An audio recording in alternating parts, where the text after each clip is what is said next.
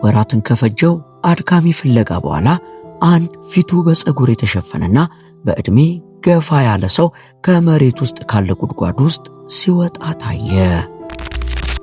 ጊዜው በፈረንጆቹ ዲሴምበር 13 ቀን ከምሽቱ 2 ሰዓት አካባቢ ነበር። በጤግሮስ ወንዝ ዳርቻ የሚገኙት የአዳውር የእርሻ ቦታዎች ታስክ ፎርስ 121 በተባሉ ልዩ የአሜሪካን ኦፕሬሽናል ወታደሮች ተወረዋል። ወታደሮቹ አንድን እጅግ ተፈላጊ የሆነን ሰው ለማግኘት ሲሉና ተልዕኳቸውን በአግባቡ ለመፈጸም ሲሉ በአካባቢው ላይ በከፍተኛ ጥንቃቄና በዝግታ በመንቀሳቀስ ላይ ያሉ ሲሆን ከቆይታቸው አንጻር የድካምና ተስፋ የመቁረጥ ስሜት እየተጫጫናቸው የመጣ ይመስላል። እስከዚያች ደቂቃ ድረስ የፈተሿቸው 2 የእርሻ ቦታዎች ባዶ የነበሩ ሲሆን ይህ ሁሉ የተጠና ፍተሻና አሰሳም አሜሪካ በጥብቅ ትፈልገው የነበረን የቀድሞ የኢራቅ ፕሬዝዳንት ሳዳም ሁሴን አልመጂድን ቢቻል ከነነፍሱ ይዞ ለማውጣት የሚደረግ አድካሚ ፍለጋ ነበር። ይህንን አስገራሚ አሰሳ ይመራ የነበረው ኮሎኔል ጄምስ ሂኪ ሲሆን በዚያች ምሽት ወታደሮቹ ይጠቀሙ የነበረው ዘመናዊ ድሮን ወይንም የሳተላይት መረጃ ሳይሆን በአንድ ወታደራዊ ተሽከርካሪ ውስጥ ታስሮ እየተንቀጠቀጠ የነበረን እስረኛን ልክ እንደ ምስጢራዊ ጠቋሚ መሳሪያ ይዘው ነበር። ይህ እስረኛ መሐመድ ኢብራሂም የሚባል ሲሆን የሳዳም ሁሴን የግል ጠባቂዎች አለቃና እጅግ ታማኝ የነበረ ሰው ሲሆን በዛች ዕለት ግን ጊዜ ጥሎት አለቃውን ያለበትን ለመጠቆም ከጠላቶቹ እጅ ላይ ወድቋል።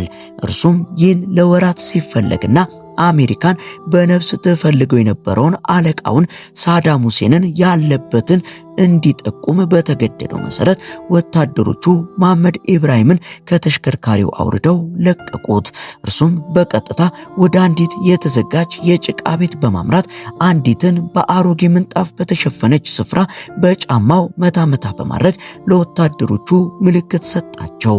ወታደሮቹ ምንጣፉን አንስተው መሬቱን ሲቆፍሩ አንድ የነጭ ክዳን ያገኙ ሲሆን ክዳኑ ሲነሳ የታፈነ አየርና የቆሸሸ ሽታ ያለው ጥልቅ ቀዳዳ አገኙ።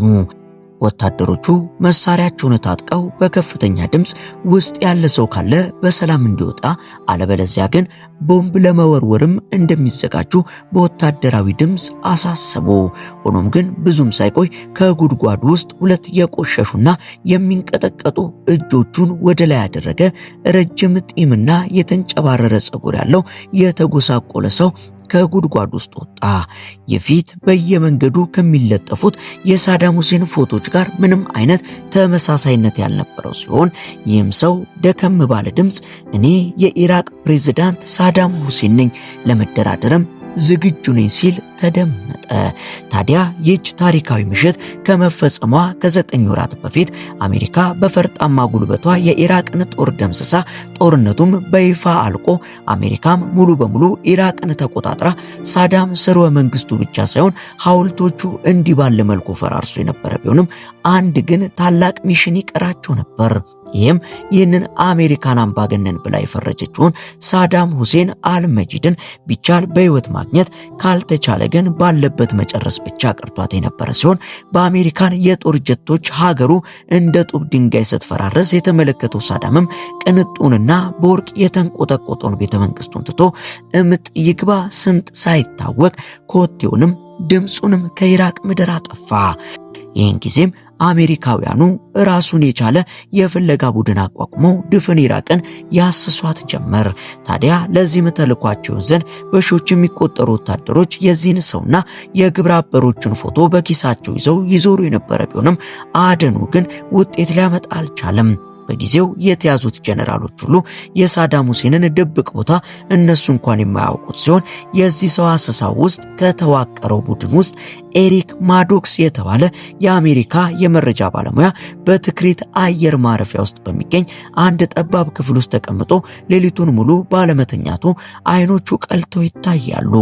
ወደ ሳዳም ሁሴን ይመሩኛል ካላቸው የኢራቅ ጀነራሎች ሁላ አንድም መረጃ ባለማግኘቱ ተናዶ አቅጣጫውን መቀየር እንዳለበት በመረዳት የተለየ ንድፈ ሐሳብ የጀመረ ሲሆን አንድ ከአሜሪካውያን ወታደሮች ሸሽቶ የተደበቀ አምባገነን መሪ ጀነራሎችንና ሚኒስትሮችን አምኖ የመሸገበትን ቦታ ያሳውቃል ተብሎ ስለማይታመን ሌላ አማራጭ ለመውሰድ የተገደዱ ሲሆን የትኩረት አቅጣጫቸውንም ወደ ሳዳም የቅርብ ዘመዶች ጋር በማድረግ ሁለተኛ የፍለጋ ዘመቻቸውን ተያያዙት። በዚህም የመጀመሪያ አይናቸውን ወደ አልሙሳላት ወደ ተባሉና የሳዳም የቅርብ ዝምድና ወደ ተባሉ ሰው የፍለጋ አውታረ መረባቸውን ዘረጉ። በዚህ ሁሉ ምስቅልቅል መሃል ግን አንድ ስም ጎልቶ ወጣ። ይህም መሐመድ ኢብራሂም በመባል የሚታወቀው የሳዳም የጸጥታ ጥበቃ ኃላፊ የነበረ ሰው ስም ሲሆን መሐመድ ኢብራሂም እንደ መንፈስ የማይጨበጥ ሰው ስለነበር እሱን ማግኘት ከባድ የሆነበት ማዶክስ እሱን ለማግኘት የቤተሰቡን አባላት ማደን ጀመረ። በዚህም የመሐመድ ኢብራሂም ልጅን በቀላሉ ያገኙት ሲሆን ባደረጉት ምርመራና ከፍተኛ ጫና የመሐመድ ኢብራሂም ልጅ አንድ ወሳኝ መረጃ ተናገረ። እሱም አባቱ አሳ ማጥመድ እንደሚወድና በሳማራ በሚገኝ አሳ ማጥመጃ ቦታ ብዙ ጊዜ እንደሚሄድ ይገልጻል። ይህ መረጃ ለማንኛውም ሰው ተራ ሊመስል ቢችልም ለማዶክስ ግን ትልቅ ፍንጭ ነበር። የሳዳምን የቀድሞ የግል ምግብ አብሳይ ሲጠይቅ ደግሞ ሳዳም መስጉፍ የተባለውን የተጠበሰ አሳ በከፍተኛ ሁኔታ እንደሚወድ ሰምቶ ስለነበር ማዶክስ ነጥቦቹን በማገናኘት መሐመድ ኢብራሂም ጠባቂ ብቻ ሳይሆን ለሳዳም ምግብ የሚያቀርብና የሚያስተናግድ ሰው መሆኑን በመረዳት የአሳው መስመር ወደ ሳዳም መደበቂያ ሊያመራ እንደሚችል አመነ። ወታደሮቹ በሳማራ የሚገኘውን የአሳ ማጥመጃ ሲወሩ መሐመድ ኢብራሂም እዛ ባይኖርም አንዱ የቅርብ ዘመዱን ግን አገኙት። ሰውየውም በተደረገበት ከፍተኛ ድብደባና ስቃይ የመሐመድ ኢብራሂምን የባግዳድ አድራሻ ተናገረ። ይህንን ጊዜም አባላቱ ይህንን ሰው ይገኝበታል የተባለውን አንድ ተራ አፓርትመንት በመውረር አሰሳቸውን አካሂዱ። በዚህም ማዶክስ በስፍራው የነበረን እያንዳንዱን ሰው በቅርብ ሲመረምር አንድ ወፍራም ሰው በከፍተኛ ፍርሃት ውስጥ ሆኖ ተመለከተ። የፊቱን ጭንብል ሲያነሳውም የፈለገው ሰው መሆኑን በማረጋገጡ የሳዳም ሁሴን ፍለጋ 75% መጠናቀቁን እዚህ ጋር አረጋገጠ። እዚህ ጋር ታሪኩ በሁለት የሚከፈል ሲሆን የአሜሪካ ይፋዊ መረጃ ደህንነት መሐመድ ኢብራሂም ለቤተሰቡ ደህንነትና ለገንዘብ ሲል መረጃውን ለአሜሪካ አሳልፎ እንደሰጠ መረጃዎች ቢናገሩም አንዳንዶች ደግሞ ይህ በፍጹም አይሆንም፣ በወቅቱ ከነበረው ሁኔታ አንጻር ሰውየው መረጃውን የሰጠው በሰዓቱ በደረሰበት ከፍተኛ ስቃይና ግርፋት እንደሆነ ይናገራሉ። ያም ሆነ ይህ በስተመጨረሻ ይህ ሰው ኮቴው እየመራቸው የቀድሞ የኢራቅን ፕሬዝዳንት ሳዳም ሁሴን ወዳለበት አድዳውር እርሻ ቦታ እንደሚወስዳቸውና እንደሚያሳያቸው ተናገረ። ታዲያ ሳዳም ሁሴን ለምን ይህን ቦታ መረጠ ስንል መልሱ ወደ ፈረንጆቹ 1959 የሚመልሰን ሲሆን ሳዳም በወጣትነቱ በወቅቱ የነበሩትን ጠቅላይ ሚኒስትር ለመግደል ሙከራ አድርጎ ሳይሳካለት ሲቀር የተደበቀው በዚህ እርሻ ቦታ እንደነበር ታሪኩ የሚናገር ሲሆን አሜሪካውያን እንደሚሉት ከሆነም ሳዳም እንደሚባለው እንደ አይጥ በጉድጓድ ውስጥ ተደብቆ የቆየ ሳይሆን ለ235 ቀናት ያህል በእርሻ ውስጥ በሚገኝ አንዲት ትንሽ ክፍል ውስጥ ነበር የኖረው። ይህ ስፓይደር ሆል የተባለው ቦታ ወይንም ጉድጓድ ለአደጋ ጊዜ ብቻ የተዘጋጀ የመሸሸጊያ ክፍል የነበረ ሲሆን የጉድጓድ 2 ሜትር ጥልቀት ያለው ግድግዳው በጡብና በሲሚንቶ የተገነባ ለአንድ ሰው ብቻ የሚበቃ ጠባብ ስፍራ ነበር።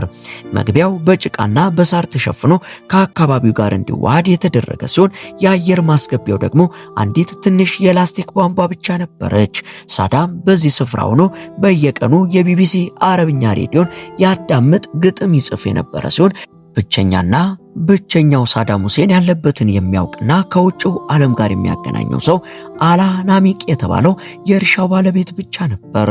አላናሚቅ የሳዳም ሹፌር፣ ጸጉር ቆራጭና መልእክተኛ የነበረ ሰው ሲሆን ሆኖም ግን አንዲት ቀን ላይ መሐመድ ኢብራሂም አላናሚቅን ወታደሮች ቢመጡ ፕሬዝዳንቱ የት ይደበቃሉ ብሎ ሲጠይቀው አላናሚቅ በታማኝነት የጉድጓዱን ምስጢር አካፍሎ ስለሚያውቅ ይህ ምስጢር ነበር ሳዳምን ለጠላቶቹ አሳልፎ እንዲሰጥ ያደረገው።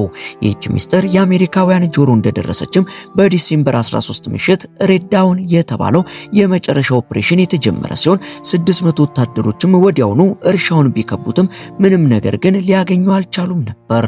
ታዲያ ፍለጋው ሲገባደድም የተባለውን ሰው ስላላገኙ መሐመድ ኢብራሂም ሳዳም ይገኝበታል የተባለውን ስፍራ እንዲመራቸው አደረጉ።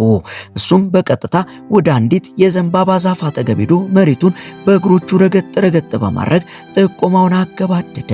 ወታደሮቹ መሬቱን ሲቆፍሩ አንድ የጉድጓድ ክዳን ያገኙ ሲሆን አንድ ወታደርም በወታደራዊ ድምፅ ጉድጓድ ውስጥ ቦምብ ከመወርወራቸው በፊት ውስጥ ሰው ካለ እጁን እንዲሰጥ ባስተላለፈው መልእክት መሰረት አንድ ፊቱ በፀጉር የተሸፈነና ፂም የወረሰው ሰው በሚያሳዝን አይነት ፊት ከጉድጓድ ውስጥ እጁን ዘርግቶ ወጣ።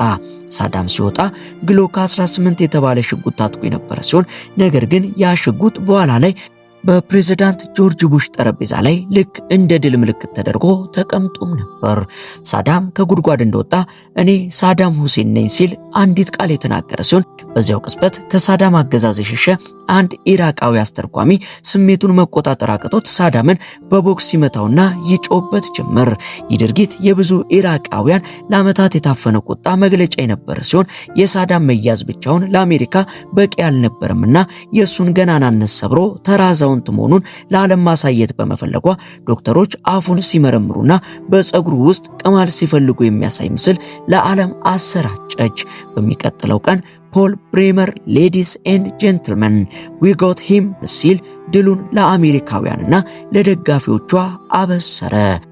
ከ3 ዓመታት በኋላ በታህሳስ 30 ቀን 2006 ዓ.ም የኢድ አልአድሃ በዓል ዕለት ሳዳም ሁሴን ወደ ቅጣት ተወስዶ የሞት ቅጣቱ አፈጻጸም እንዲፈጽሙበት ሆኗል። ሳዳም በጸጥታና በድፍረት ወደ ሞት ተጉዟል።